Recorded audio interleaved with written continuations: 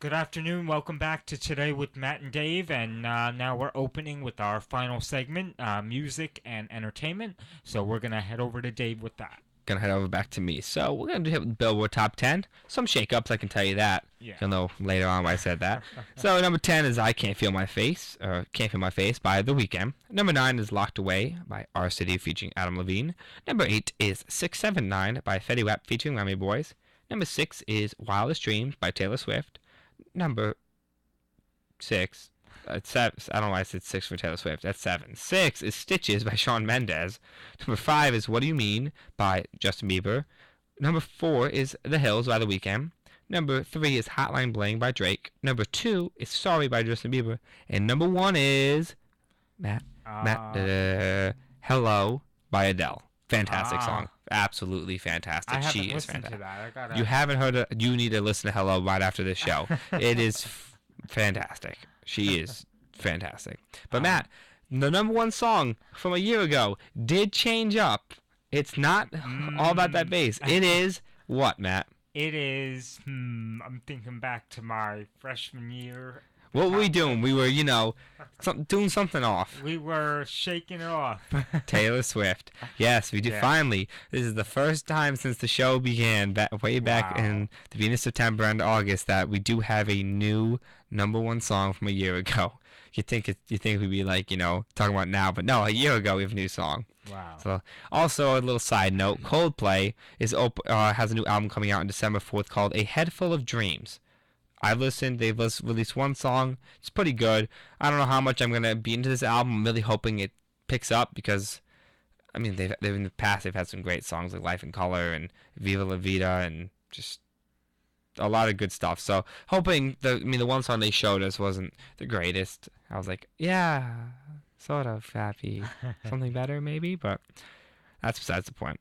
So now we're gonna go over to the box office. So we're gonna start off. My predictions last week was Spectre, Peanuts movie, Martian, Bridge of Spies, Hotel Transylvania. Now that's my projections were, and I was pretty close. I mean, I was actually surprisingly actually on point for once, sort of. Number one was Spectre. It came in at $70.4 million, so took number one. Good for them. A little underwhelming. Got about an A- rating. So a little under Skyfall. Skyfall opened about $88 million last in 2012 at this time. This one opened a little less at 70. Still gonna make some good money. It's a James Bond film. Daniel Craig's fantastic. I've heard the story isn't as strong as Skyfall, so again, I have to see it. I'm looking to see it hopefully this weekend. I would love to see it this weekend. Really want to see it. I'm excited for it, so I'll have to see how it plays out. Number 2 was the Peanuts movie, coming in at $44.2 million, so a strong opening for the Peanuts. That is crazy. No, good for the Peanuts. I know a lot of kids our age, you saw Peanuts when we were little, or if you ever took like a Spanish class or like a language course during the holidays, they would usually teachers would show you Peanuts, the Peanuts little cartoons in Spanish, and then you'd be like, I have no idea what they're saying, but awesome. But yeah, good to see them come in. Number 3, dropping down from the number 1, was The Martian, coming at $9 million, a nice 22% drop. That's still playing in theaters. Oh, it's doing great. It's at $196 million in the United States. Doing very well. Have you seen it? No. My sister saw it. Said she liked it. I have to see it. I gotta see a lot of stuff. I just don't have any free time to go see same it. here. Like I gotta go see Spectre. I have to. Got Hunger Games coming out in 2 weeks, which is gonna be enormous. You got The Martian. I gotta see. I want to see Bridge of Spies. And was something with the T. Was it Thumbo? Trumbo releases on Thanksgiving, the day before Thanksgiving. Yeah. Wide release. I want to see that because it looks awesome. It's a lot of good stuff that's out or going to be like widened in screens. That Star Wars in about a month. I gotta see all this stuff. Jeez, I have no money after all this. Once the semester ends, Over we'll winter, be able to catch up. yeah, I'll be able to catch everything. And number 4 was Goosebumps, coming at $6.8 million, a nice 31.1% drop. So it's doing better. Goosebumps is dropping less and less. And number 5 was Bridge of Spies at $5.8 million, a nice 30.4% drop. So really good drops, honestly. But the 3 films in the top 5, because obviously Spectre and Peanuts were new, but the other 3 at 22.5. If you're gonna drop 22% every week, that's fantastic. It means you're doing really well. So good for The Martian doing as well as it is. Then this week, openings and projections. Opening, you have not really anything too good. You have By the Sea opens in 10 theaters. Love the Cooper opens in 2,500 theaters. And then the 33, which I'm actually kind of interested in. Antonio Banderas is in it. It's the movie about the 33 Chilean men who were they were mining and the mine collapsed on them, and it was the whole getting them out, and they had not like they had enough bread and water to last like a day, and they had to make it work for Wow. a while. That opened 2,400 theaters, so I'm excited for that. That I may see. Who knows? My projections for this week, I don't think it's going to change much, though. Even though with these new films coming out, I don't know how much the 33 is going to generate. You have Spectre still there. Spectre's, I think, going to be 1. I think Peanuts will be 2. I think The Martian's going to still hold well and hit 3. Honestly, looking back at it, maybe the 33 jumps The Martian, so I'll put the 33 at 3, The Martian at 4, and I think Bridge of Spies holds on strong to come in 5th, where Goosebumps drops out of the top 5. Really have to see, though. Don't really know 100%. We can never these are only projections, but just the way these films are playing in the audiences, I think Spectre 1, Peanuts 2, the 33 3, Martian 4, and Bridge of Spies 5. And now I'm going to just read over a quick little article. It came about it's going to be about an hour now. It came out. This is funny. Personally, I told you about this earlier. I thought this was funny. It's via Vulture.com, written by Nate Jones. And the article title is Vin Diesel has his own special Guardian script that reveals what Groot's really saying. Now, a lot of people love that movie. Came out in August of 2014, Guardians of the Galaxy, and a lot of people love the character Groot. Now, Groot was played by Vin Diesel, and people know famously his line, "I am Groot," the only thing he said. And people were like, well, what the heck does that mean? Or how is there emotion behind it? Because at the end, there were times where it was very emotional, "I am Groot." And now, the funny thing is, how did Vin Diesel know how to put just the right touch of emotion in every "I am Groot"? Now, according to director James Gunn, it's because he had a special script that revealed what the Titanic tree man was actually trying to say, and it was apparently top secret. Gunn told a fan on Twitter, "Only Vin and I have the special Groot script with translations of what he's saying, or, as Groot might have put it, I am Groot." So I thought that was a little funny. So that Vin Diesel, instead of just saying "I am Groot" on the script, he did have things he had to say, but he had to get his emotions right. So if he was to say, "I love you guys and you're the greatest ever," he's got to get that emotion of saying that, but say "I am Groot." So I think it's funny. Gunn did come out and say that he will possibly release this in the future, so we can know what he actually was trying to get by. I think it's funny that Gunn and Diesel had this special script. I don't know about you, Matt. I found that funny. Yeah, I did. That's hilarious. So definitely, maybe one day we'll find out that Groot was really saying, "I hate all you guys, and I didn't want to hang out with you. You're dragging me along." But Yeah. hey, I mean, who knows? Maybe. Mm-hmm.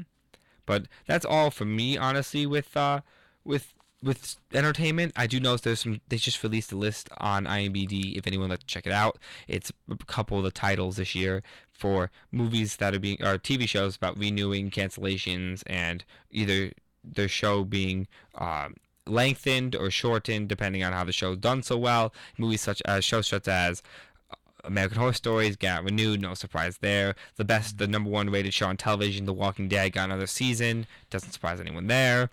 But that's all for me, Matt. So you got anything to talk about? Yeah, when we were looking at that list before the show, I was shocked to see that Rookie Blue was taken off. That show has been on for 6 seasons. But during the summer months, so from like June to late August, early September. Yeah, I'm sad to see it go, but there's only so much, I guess, that you can put into a show, But it was a great 6 seasons, so I'm glad that got to see all those seasons. Also, I was happy to see Chicago PD and Chicago Fire have been renewed. And Blind Spot, the number 1 new television show on TV, was also renewed. So it was nice to see those shows renewed. It's actually, I even got something else that I throw up. I just read. I don't know if anyone's ever seen the show Transparent, but it's created by Amazon. It's a funny show. It's just the season 2 trailer was just released, and the main actor Jeffrey Tambor, he actually just won a Emmy earlier this year for his role in the show. It's about he's a cross-dresser, and it's a whole mess and a half. But this looks like a funny thing. And I did just see the trailer for Finding Dory. I don't know if you have, but it's been 10 years now almost since Finding Nemo, maybe even longer. 2004 was Finding Nemo, I think. Mm. So I've been waiting we all have a long time Finding Dory. And you know what? I'm excited.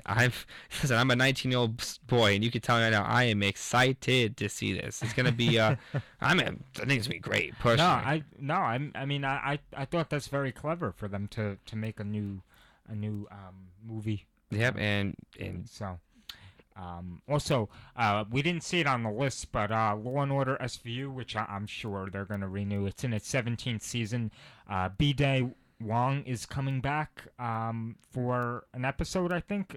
It's either, at least one, but I think they're going to end up, depending on how he is, though. Yeah, they'll bring him back completely or fully. So the article that I was reading didn't really make it clear if he would be back for one episode only or like a whole season, but we shall see. So we will. Actually, I know it's funny. I don't know if you ever saw Olympus Has Fallen with no. Well, they made a sequel. London Has Fallen. So I think it's funny that now they have another one. And another trailer I just saw, which I did enjoy a lot, was Alice Looking Through the Looking Glass. Alice Through the Looking Glass.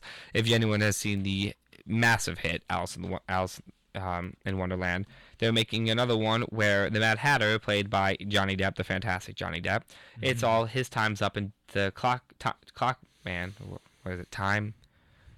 I don't know what you call him, Mr. Time. I don't exactly know the best what to use him. He's really, really angry at the Mad Hatter, and he's time's up. So he gives Alice only so much time to save the Mad Hatter. So we're going to see how that works out, because you know what? Bringing back some old characters, fans are gonna be happy about that. That, and they I know a lot of World of Warcraft people. They just saw the trailer for that. They released it last week at the one of the conventions in California. They released the trailer. So World of Warcraft has a movie coming out called Warcraft. So that's definitely something worth mentioning. But that's it for me, man. I don't know if you have anything else to. Yeah, I think I don't think I have much either left. So, but anyway, that is all the time that we have left for today. So, we will see you next week at 4 p.m. What'd you say? Instagram. Oh, that's Mention right. that. Yeah. Just remember that. I always forget this. And I always forget to mention our own handles. So. Well, not even to mention we do have our Instagram page up now, officially running. We have a couple photos up there.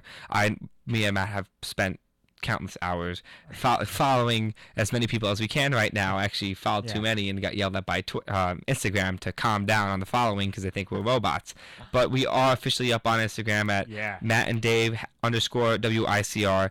Definitely give us that follow. We'll be filling you up with pictures, and if you read our description, I tagged my Twitter my handles and Matt handles in them. So definitely follow us on our personal accounts. Follow us on the WICR account. Got a lot of good stuff to show you. And also, if you missed our show or any of our other shows, you can go to youtube.com, search WICR Today with Matt and Dave, and all the shows should come up. And I think you put that link in the bio. Yeah. Because I didn't miss I left the link in the bio and then left our own Instagram handles in there, as well as having the Matt and Dave WICR.